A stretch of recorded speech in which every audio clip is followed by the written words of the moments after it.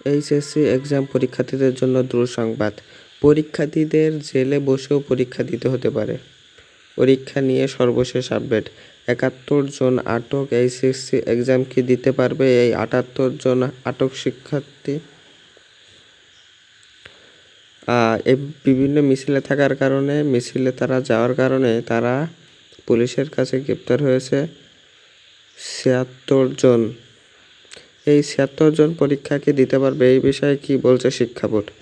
তো তারা বলছে, শিক্ষা বোর্ড আগে থেকেই বলছে যে যারা অটো পাস করছে তাদেরকে, সে বলছে যে যারা অটো পাস দাবি করছে তারা ন্যূনতমভাবে ভালো ছাত্র না। আর যারা কোঠা আন্দোলনে বা বিভিন্ন মিছিলে যোগ দিচ্ছে তাদের যদি গ্রেপ্তার হয়, এই বিষয়ে শিক্ষা বোর্ড খোলামেলা হয়ে বলে দিয়েছে যে যদি কোনো শিক্ষার্থী আটক হয় যে মিছিলে বিভিন্ন অবস্থানের কারণে পুলিশের কাছে, তাহলে তারা আমরা পরীক্ষা অংশ দিতে পারবো না কোনোভাবেই, কারণ এটা দেশের আইন। আমার এক্সামের নফের বলছে যে তারা আমার এক্সাম নেওয়া দরকার, আমি এক্সাম নিব, কে আটক আছে না আছে সেটা আমি দেখব না। তারা এখন পুলিশের আয়ত্তে আছে, সেটা তো আমরা ছাড়াতে পারি না। এবং